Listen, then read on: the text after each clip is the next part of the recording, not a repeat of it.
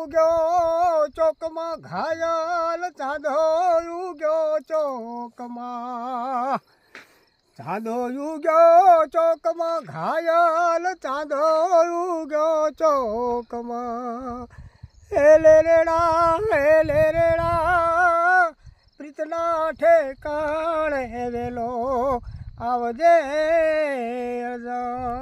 ચાંદો ઉગ્યો ચોકમાં ઘાયલ ચાંદો ઉગ્યો ચોકમાં હે લેરેડા પ્રીતના ઠેકાણે વહેલો આવજે તું અર્જણિયા. એટલે પ્રીત બે પ્રકારની કીધી છે. પ્રીત એક પવિત્ર પ્રેમ કીધો છે અને એક શરીરનો પ્રેમ કીધો છે. પણ આપણે કરવાનો છે પરમાત્માને પ્રેમ, ઈશ્વરને, માતાજીને અને આપણા મા બાપને કરવાનો છે. એ પ્રેમ તો ખાલી નાસ્તિક છે. પરમાત્માનો પ્રેમ અમર છે અને ઇતિહાસમાં સાધુ સંતો થઈ ગયા છે ખૂબ અને અમર કથાઓ છે સુરવીરોની સંતોની.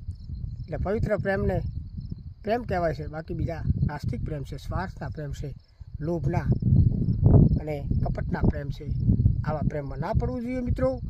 પ્રેમ કરવો હોય તો પરમાત્માને કરો, મા બાપને તમે દિલથી પ્રેમ કરો, એમની સેવા કરો અને ભગવાનની સેવા પૂજા કરો. એ સત્ય કર્મ બનાવો, ખોટું કર્મ ના બનાવશો અને ભક્તિ કરો. કોઈ દુઃખી હોય એની પાસે દયા રાખો, કોઈ ગાય હોય એની સેવા કરો, મા બાપની સેવા કરો, સાધુ સંતોની સેવા કરો અને ખૂબ એવી સેવાના કાર્ય દુનિયામાં ચાલી રહ્યા છે. તો એવી સેવા ઝડપથી કરી લેવી અને સારું કર્મ બનાવવું. ગમે ત્યારે સારું કર્મ આવવાનું છે. ધર્મમાં રહીને સારું કર્મ બનાવો. ત્યારે અર્જુન ભગવાને કીધું છે, અર્જુનને ભગવાને કીધું છે શ્રી કૃષ્ણ કે મોટું શું કે મોટું છે કર્મ.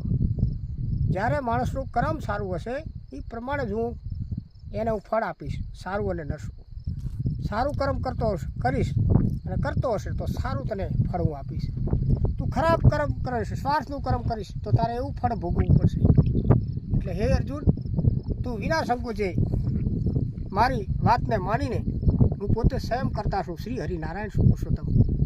તારે કોઈ ડરવાની જરૂર નથી. તું દાંડી ઉઠાય અને સ્ત્રી હરણ કરનારા, જમીન હડપ કરનારા, દેશદ્રોહીઓ વિદ્રોહીઓનો નાશ કર અને પરમાત્માનો નાદ સાંભળીને, અવાજ સાંભળીને, પરમાત્માની વાત સાંભળીને અર્જુને બાણ ચડાવ્યું છે અને નરાધમીઓને, પાપીઓને, દેશદ્રોહીઓને, કુળના